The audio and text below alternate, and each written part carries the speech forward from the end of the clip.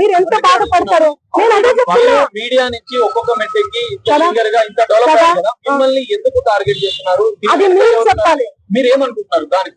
నాకు తెలియదు అది. ఎందుకంటే నేను మీడియాలో వచ్చి ఇంటర్వ్యూలు ఇస్తలేను, మరి ఏమో నాకే తెలియదు. ఎందుకంటే నా పని చెప్తుంది, నేను పని చేసుకుంటూ వెళ్తున్నాను. బిగ్ బాస్ కోసం, ఫేమస్ కోసం అని చెప్తున్నాం కదా.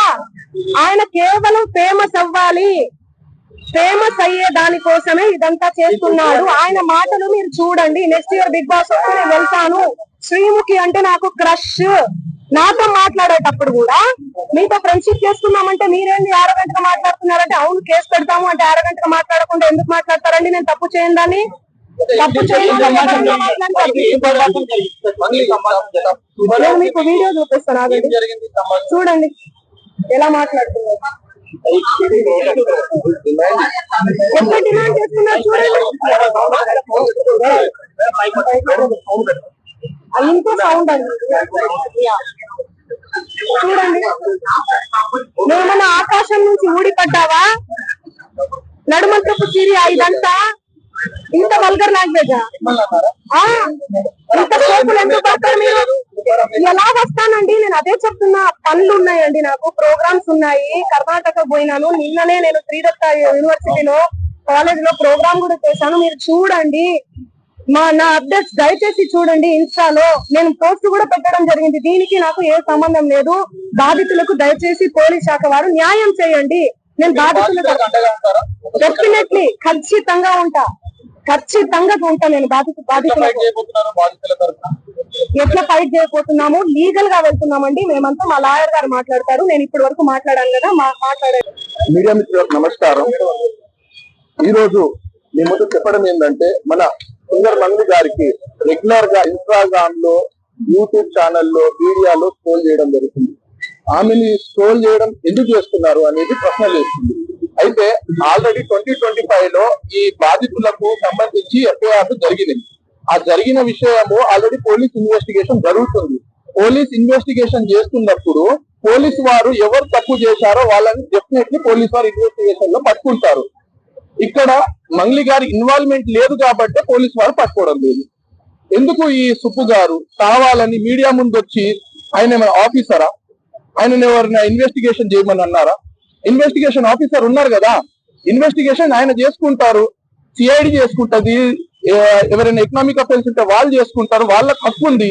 ఈయన ఎందుకు మీడియాలో వచ్చి ఈమె గురించి అంత డిఫెండ్ చేయడము? ఆమె ఏదో కష్టపడి 14 సంవత్సరాల నుంచి కష్టపడి ఒక పేద కుటుంబం నుంచి వచ్చి ఈ రోజు ప్రజల ముందు ఆమె ఆశీర్వాదంతో నడుస్తుంది. ఆమెను ఎందుకు డిఫెండ్ చేయాలి? ఈ రోజు కంప్లైంట్ చేయడానికి కారణం ఏంటంటే, ఆల్రెడీ మన సుబ్బు గారి పైన ఆల్రెడీ మనం నోటీస్ ఇవ్వడం జరిగింది. ఆయన సత్య పనిలో ఉంటారని చెప్పారు. నోటీసు రిటర్న్ అయింది. ఆయన అడ్రస్ అది కాదు. నిన్న ఒక ఫేక్ కంప్లైంట్ రాసిండు. ఏమని? దాంట్లో అడ్రస్ ఏమో చేంజ్ ఉంది. ఆయన డిఫరెంట్ అడ్రస్ లో ఉంటాడు. ఆయన ఎలా నోటీస్ ఇవ్వాలి?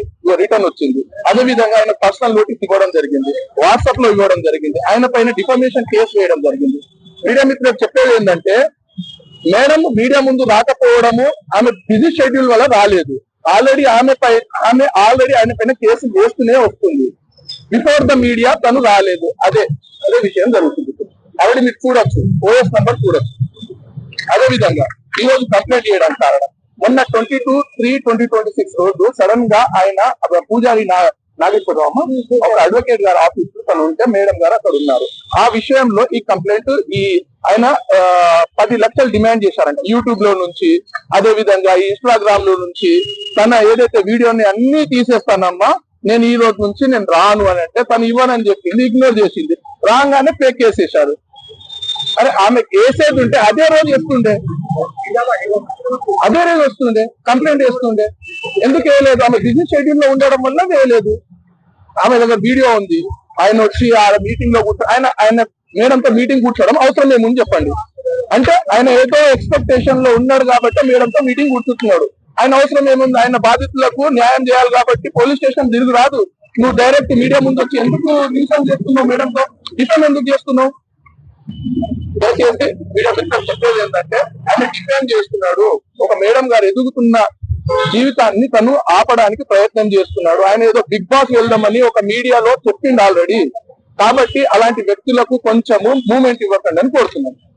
మళ్ళీ మీరు బాధపడదు, మీడియా కూడా 100% సపోర్ట్ చేస్తుంది. అంటే ఈ విషయంలో మీరు కొంత క్లారిటీ ఇవ్వాలన్న ఉద్దేశం. సో మీ అభిమానులకు ఒకటే నేను పోలీస్ డిపార్ట్మెంట్ కు మీరు రిక్వెస్ట్ చేస్తారు. నేను మీడియా మిత్రులకు నేను ఒకటే కోరుకుంటున్నా, దయచేసి ముందు వెనక వెరిఫికేషన్ చేసుకొని పోలీసు వాళ్ళని అందరినీ కూడా అడిగి, దయచేసి నేను సోషల్ మీడియా నుంచి వచ్చా,